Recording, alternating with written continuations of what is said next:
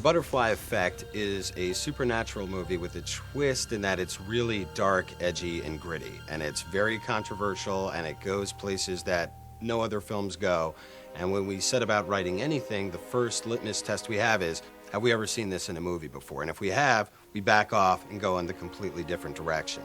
And we try to come up with the most really cool, mind-blowing experience, roller coaster of a ride film we could come up with. And yet at the same time, since it's so grounded in horrible themes of reality on this planet, the things that human beings do to each other, it's interesting because a lot of it has a lot of reality. It's of our lives in there. I mean, because it's a supernatural movie, you'd think that we just created the whole thing, when every little character or nuance somehow comes from our hearts. And, you know, it's why it's our baby more than any other script we've written. You know, there's so much personal stuff that's sort of ingrained in the middle of this supernatural story that seems to have no basis in reality. We looked at the project, it was like there's so much like really sort of taboo subject matter that we knew that in the hands of anybody else, if they weren't personally attached to it, when push came to shove, they'd probably back down on a bunch of things. And we just knew we wanted to keep the integrity of the script that we kept. And, you know, everybody hears about, oh, their project that they won't give up. But, you know, this was the one. Eric and John came to JC and I. We managed them as writers, and they brought us this screenplay. Actually, I think JC read this first and was blown away by it. He gave it to me. I read it on a plane. I think I was flying to Colorado or something. By the time I got off the plane, I was like completely affected and like shaking, and I called JC and I was like, this script is crazy. These guys are incredible writers, and the way that they put this story together, there's so much to keep track of when you get into something like this, and they really, it makes sense. The original ending that I read intrigued me tremendously, because I really wondered if somebody had the power to put themselves away before they came into this world. And I thought it was a great concept. And it's not the theatrical ending as we all know it, but I don't know, that somehow grabbed me. And then after I met the two directors, we had lunch. I met them once in their office, and then we had lunch together. And I fell in love with them, and I fell in love with the story. And I think it's very powerful, and it's mind-boggling, and you got to pay attention when you watch the movie. But that's good. Makes you think a little bit. This is, out of all the things that we ever wrote, this is the one that we were like, we won't sell. And when we wrote it, we needed the money more than anybody ever needed money. And it was like a constant battle between the both of us of like, all right, let's sell it, let's sell it. And it was like, no. But, you know, we held on to it and struggled, and we wrote other projects just for the hope that, you know, eventually we could do this project. This script got them the Final Destination 2 writing assignment. Once New Line kind of had faith in them as writers, got to know them, you know, they figured they'd give them a shot at this. And it's an intense script.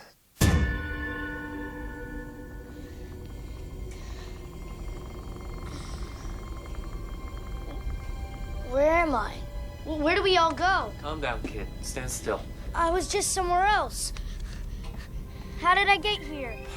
Quit acting like some damn retard, or I'll call your mother and tell her what a naughty little shit you've been. We deal a lot with the subject of incest and child molestation, which we've personally have lots of friends that their lives have been affected by it, and it's something that's a subject that really means a lot to us. And so somehow we were able to go take that idea, marry it with the supernatural element, and somehow it just, hopefully, it'll be a viewing experience that people can really take a lot from. It was really important for us that when people watch this film, despite how supernatural it is, they can relate to it on a personal level. And we think there are so many dark, gruesome elements that are covered in this film that are still instantly relatable, and everyone has either been through a horrible experience that will be featured in this film or knows someone very close to them, and it was really important for us. And I gotta say, New Line Cinema was the only studio out there with the guts to actually take this project under their wing. You know, it's not something that's extremely pleasant, but you know what, reality isn't always extremely pleasant.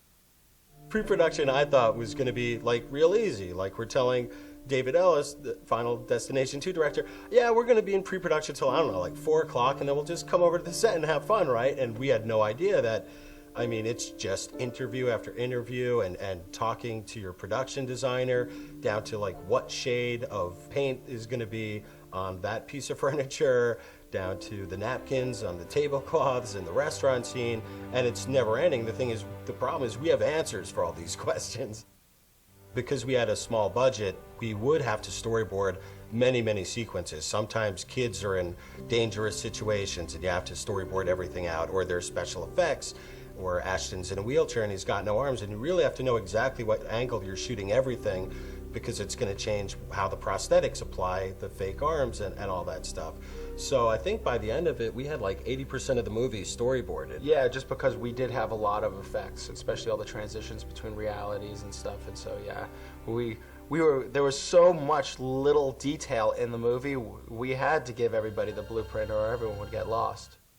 That's the hardest thing with this project. It was not only just like, all right, let's go find kids that would be perfect for these roles. It's like we had to go and find lookalikes for our 4 main leads. And not only one set of lookalikes, but we had to get 2 sets of lookalikes. Definitely the odds are against you, but somehow the casting gods were smiling on us and we got them. When we were first doing this project, from crew members to cast, we were like, all right, 2 directors, and sometimes when people hear 2 directors, it seems kind of weird. There's plenty of them out there, but it's not common. As directors, John controls the style of the film.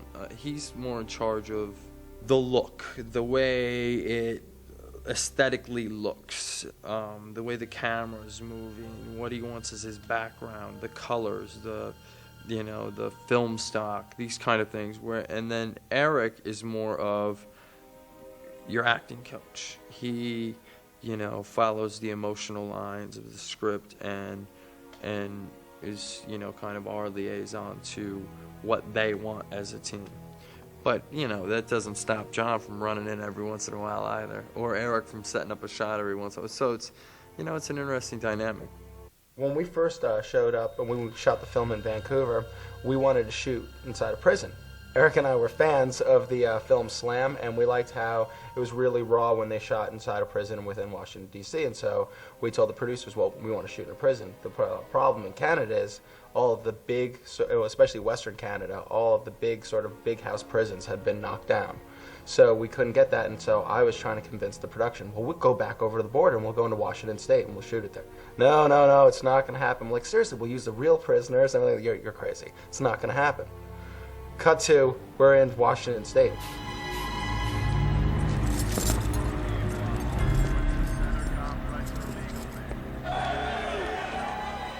We had 125 actual prisoners as our extras, and it was super maximum security, and it was crazy, but I think it did add a level of realism that you're just like, this is real, this is scary. Our fight choreographer, James Bam Bam, he's awesome. He really did a great time. He was loving it because most directors tell him, like, hold back. I know it's real, but, I don't know, it looks a little violent. I'm like, come on, a little bit extra. So, and he did an excellent job.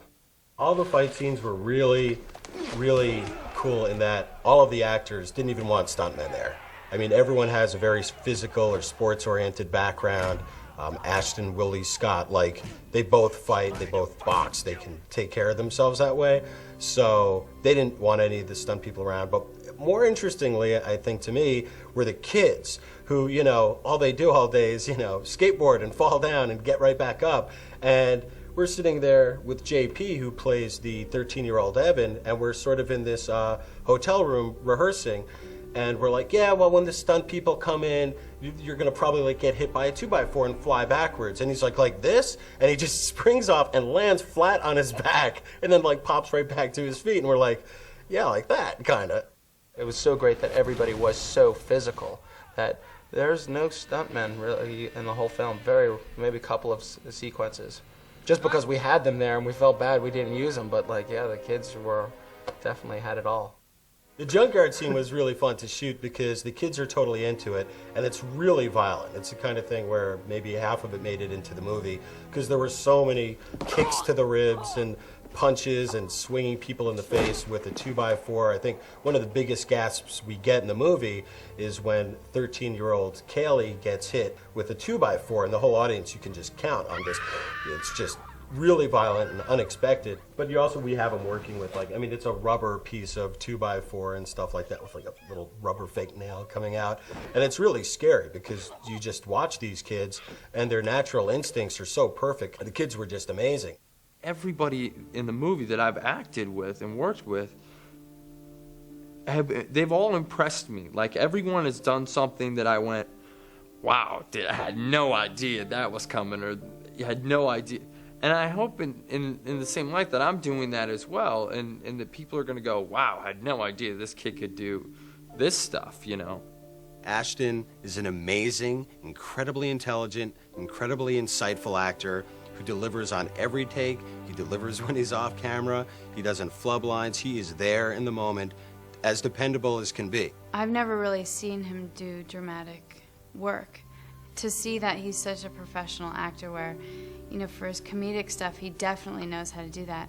And then just to really see him studying hard and working hard on his character and his parts. And us working off each other and really trusting each other to go to whatever extreme levels we want to and feeling open about it. And it's fun with Ashton and I because we'll go from this dramatic moment to like the sorority fraternity house, you know, to this another dramatic moment at the seedy diner. It's been a great journey because we're just constantly on this roller coaster of different emotions and different places and trying to keep up with, like, where's my character at, what's happened, you know, because it's so detailed, this script, and so intricate the way the past and present keeps merging. Amy's going to surprise people, and people are going to stand up and go, who's Amy Smart? Wow. As an actor, this is like a dream role to play 4 different characters. She's really had a hard childhood and been sexually abused by her father and just her mom not being there. Kaylee, as naturally, she turns out to be a pretty depressed, lonely girl working in a diner. And then through all the incarnations when he goes back and changes each bit of time, and circumstances, I come back as a sorority girl, as just a heroin junkie prostitute, and then the natural sort of hippie girl. And it's great. It's been so much fun. The one thing that I do that I'm proud of the project is that it's really unpredictable, and especially, you know, we become cynical as writers where we can see, you know, in the craft of every setup payoff and seeing things telegraphed miles away, but, you know, there's no way with this film, and I kind of like that because those are the movies I enjoy. I want to go on that roller coaster ride.